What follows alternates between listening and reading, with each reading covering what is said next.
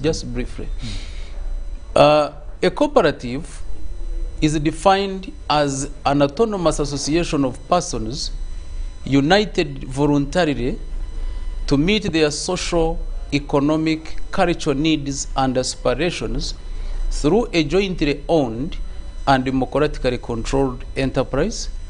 A cooperative is member-owned, used, controlled, and benefiting members. So it's based on 4 pillars.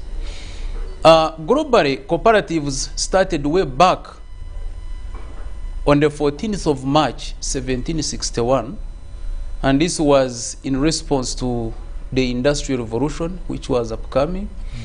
And it was started by the workers and other people who were working in the weaving industry in Finland, in Scotland. And the one that was registered was called the Fenwich Weavers Society. Then in 1844, 28 artisans working in cotton mills in the north of England realized that there was need to form a modern cooperative, and they formed it, and they called it the Rochdale Equitable Pioneers Society.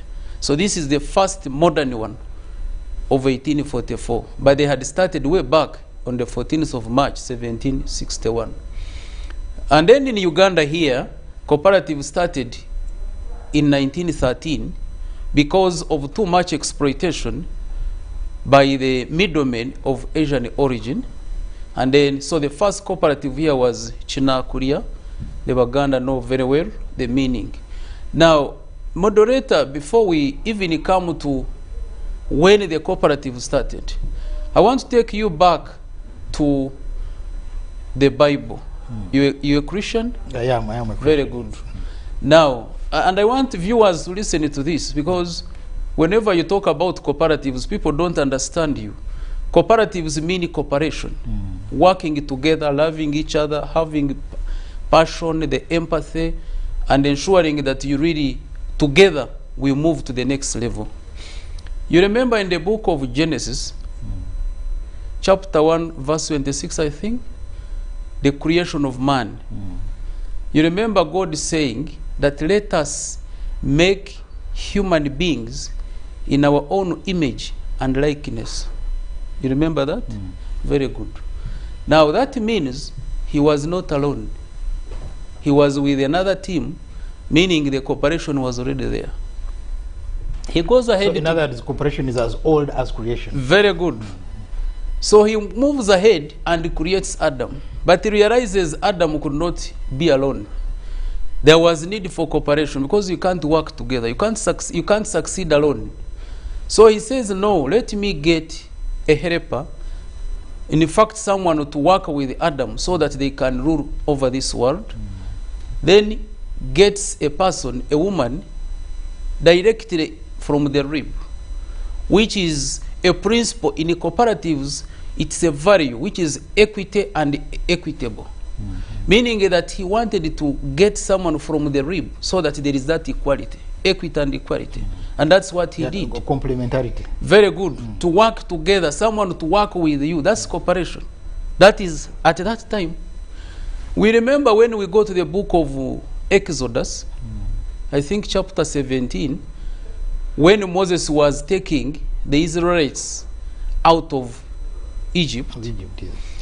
You remember he was not alone. As they were moving along, they were attacked by Amalekites, and God instructed Moses to raise his arms up, and in the process, whenever the arms were up, the Amalekites were defeated.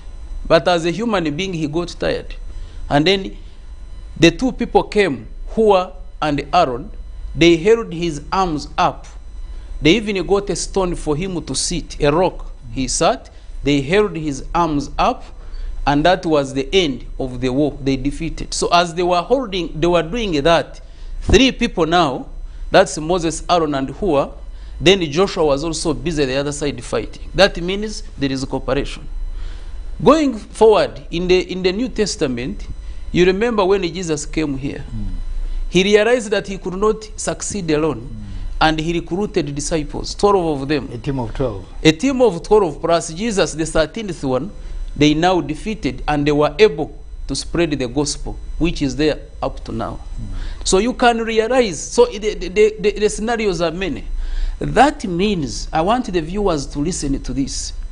There is no way in this world that you are going to succeed alone. You must be a team. You must work together. That is cooperation. Yeah, together everybody achieves. Yes, that's why the Banyankore say, "Ageteri nogogati gufa," meaning unity is power. Period. You know this, like if I can give you an example, a bee and a human being, which one is bigger than the other? A bee, you know a bee. A human being is bigger. But you know how they defeat you? Cooperation. You just attack them and see. Attack one and the rest of the Just attack one and see. You'll never believe that these are small creatures. They will show you that cooperation is power. So you can realize, you know, even in our own daily life, I know you are married. I would ask you a question. Why are you married? It's because you need cooperation. You can't succeed alone. You need someone to be with you.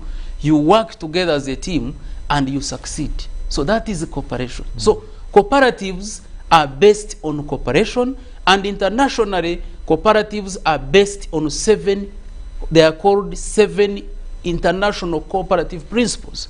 And these are, the first one is voluntary and open membership. The second one is democratic member control.